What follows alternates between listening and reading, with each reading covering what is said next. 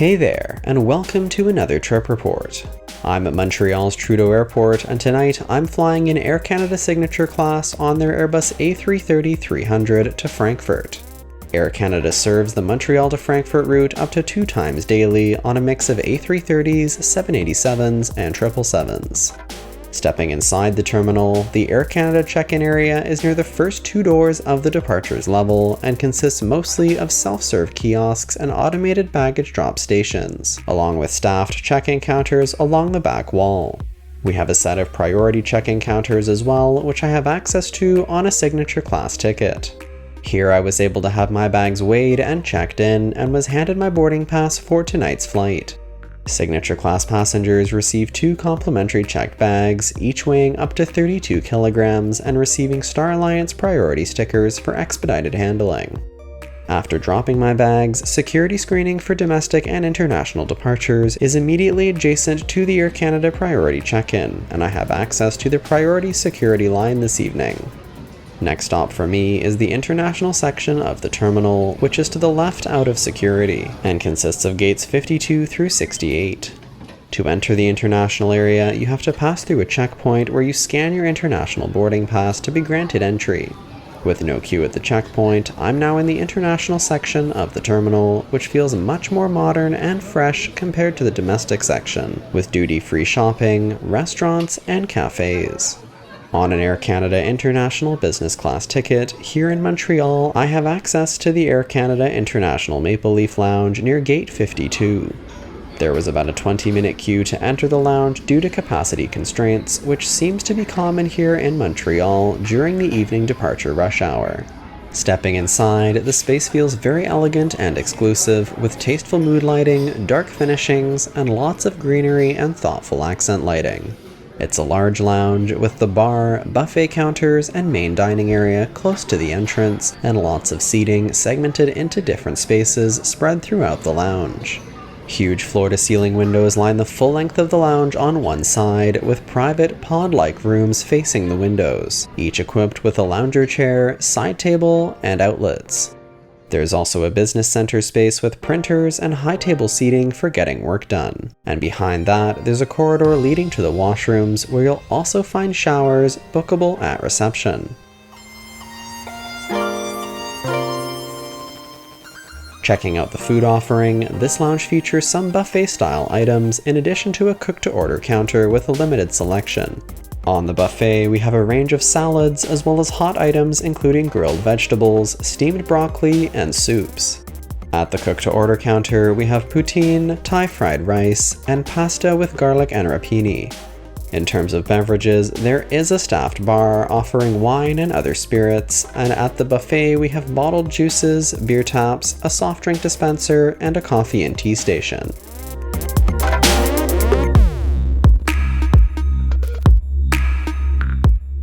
Heading down to the gate, my flight's been assigned gate 66 this evening, which is at the head of the international pier.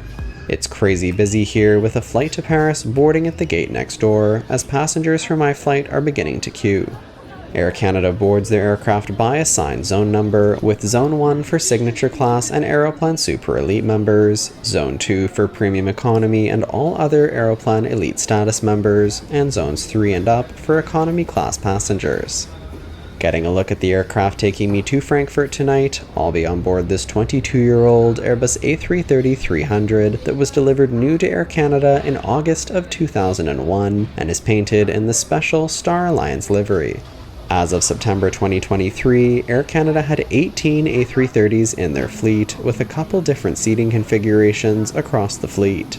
My aircraft tonight is one of the newly retrofitted A330s with 32 lie-flat, signature, or business class seats, 24 recliner premium economy seats, and 241 standard economy class seats.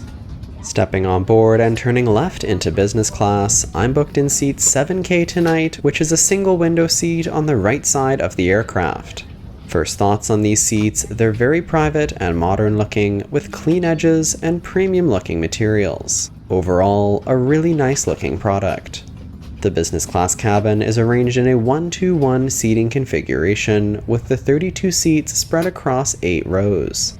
The seats down the center of the cabin between the aisles have an adjustable partition between them, and every seat faces away from the aisle, giving you tons of privacy. In terms of cabin baggage storage, there was more than enough space in the overhead bins, with bins down both sides of each aisle. Looking at what was provided at the seat when we boarded, we have the bedding, which includes a pillow, blanket, and mattress pad. We also have a water bottle and an Acqua di Parma amenity kit. Checking out the amenity kit, we have earplugs, a dental kit which contains toothpaste, mouthwash, a toothpick, and a toothbrush. We have a glasses cleaner, an eye mask, socks, and a skincare kit which includes hand cream and lip balm.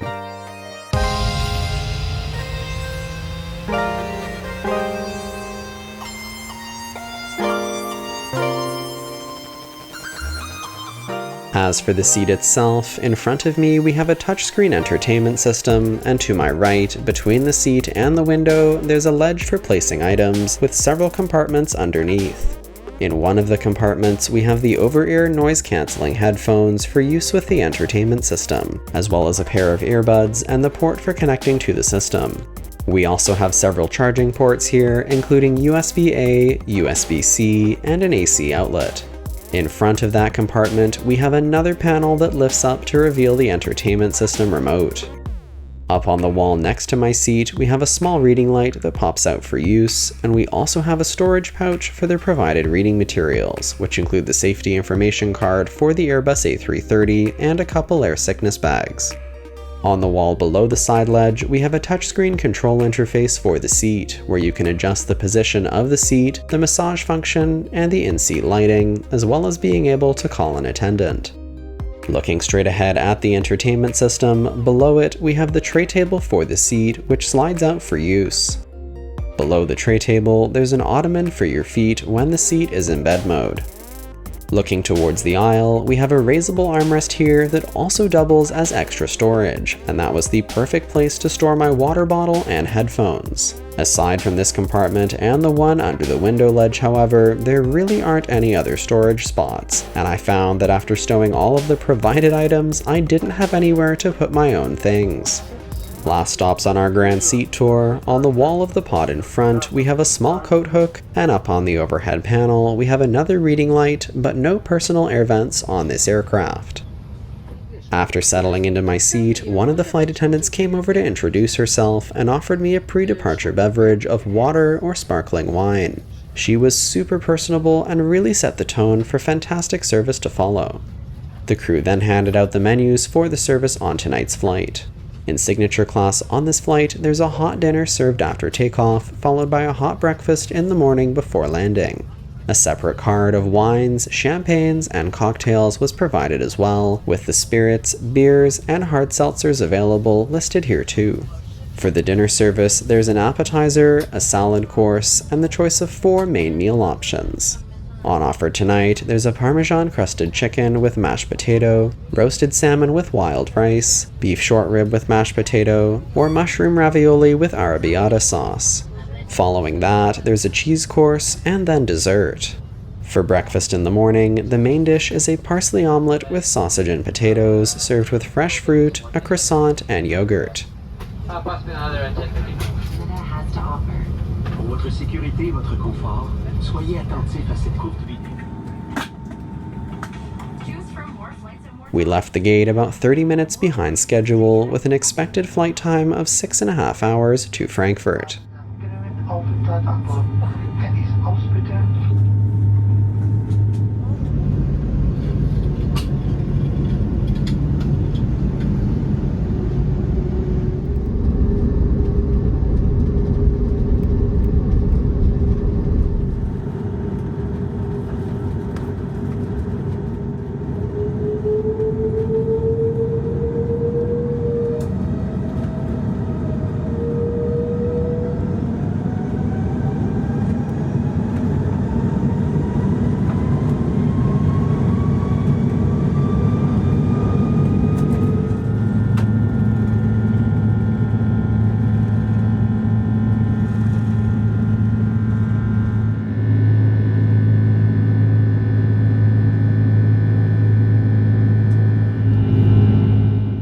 Climbing away from Montreal with views of downtown, the crew began the in-flight service by handing out hot cleansing towels. While we wait for dinner, let's check out the entertainment system. My first impressions, the screen has the same setup as those on Air Canada's 787 and 777 aircraft, and I find the interface to be very visually appealing. The touchscreen function is quick to respond, and overall, it's easy to use and navigate. Getting into the system content, we have on-demand movies, TV shows, music, podcasts, and games, with each type of content grouped by genre or other themes. The offering is diverse, and there's lots of new titles available. Exploring the rest of the screen, there are sections where you can view the weather forecast at your destination, the food and drink options available on tonight's flight, and there's a dedicated kids content section with on-demand movies, TV shows, music, and games targeted to kids. One of my favorite features of these systems, however, is the City Guides section, with information about different Air Canada destinations to help you prepare for where you're headed, with everything from the weather to restaurant recommendations. Checking out the in-flight maps next, like the rest of the entertainment system, the graphics quality is really good, with lots of different viewing options and 3D visuals. From the top right corner of the main screen, you can control the overhead reading light and call an attendant, and there's a settings menu where you can control the screen brightness and system volume, as well as other screen functions. About 20 minutes after takeoff, the cabin crew came through to lay out tablecloths for the dinner service, and shortly afterwards, dinner was served. To start, we have a tray with the appetizer, salad, and bread. The appetizer is a sesame seed ahi tuna served with a romesco sauce and pickled vegetables, and while I'm not much of a tuna person, this was really delicious. The salad is a simple green salad served with olive oil and balsamic vinegar dressing, and although the bread roll was advertised as warm, it unfortunately is not. The tray was also served with salt and pepper shakers and butter for the bread. Beverages were offered with the meal, and I opted for a white wine. After finishing my appetizer and salad, I was served the main course. I opted for the Parmesan-crusted chicken served with lemon caper butter, chive mashed potatoes, and green beans. This was a really nice dish. The chicken wasn't dry as you might expect on an airplane, and the mashed potatoes were super flavorful. More bread and drinks were offered with this course as well, and overall, the service from the crew has been stellar so far. After clearing away my main course, it was time for the dessert cart to come down the aisle. I'm always down for dessert, and this passion fruit coconut tart was just the right amount of tangy, sweet, and creamy.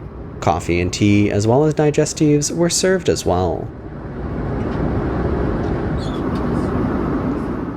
Following dinner, and before I settle in for the night, let's check out the lavatories. There are 3 lavatories accessible from business class, with one at the front of the cabin and 2 in between business and premium economy.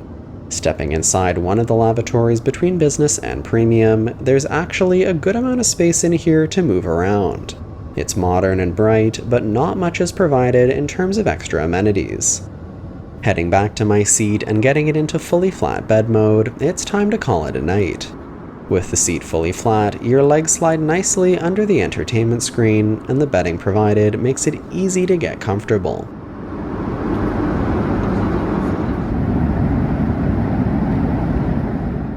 Almost 2 hours into the flight, the cabin lights are dimmed, and I'm ready to sleep.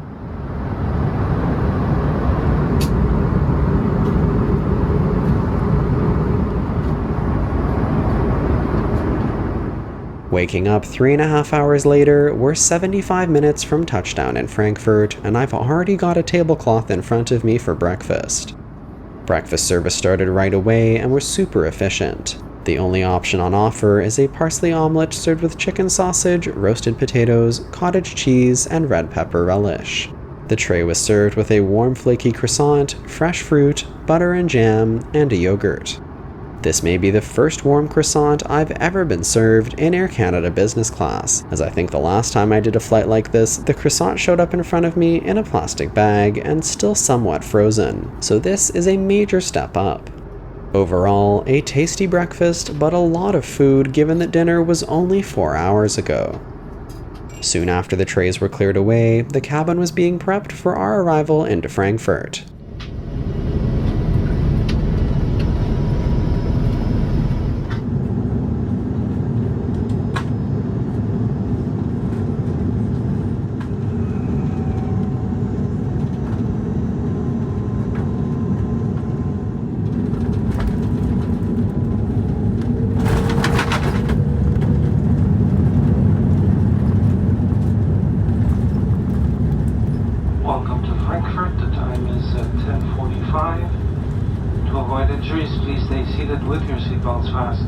stop at the gate and the captain switches off the seatbelt signs. This being the termination of our flight, I'd like to thank you for choosing to fly with Air Canada.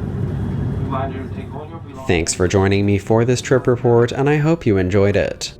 Now for some comments on the experience overall. The new Signature Class product on Air Canada's A330 is fresh and modern, offering a comfortable, relaxing experience. I did find that these seats feel a bit less spacious than those on Air Canada's 787 and 777 aircraft, with the surface area spaces feeling particularly cramped, and they also have less functional storage space as well. Nonetheless, they are a huge upgrade from the old A330 Signature Class seats, and there was still plenty of space to stretch out and get a solid night's sleep. This was also some of the best food I've been served on Air Canada recently, and the attentive and personable crew confirmed this flight spot in my good books.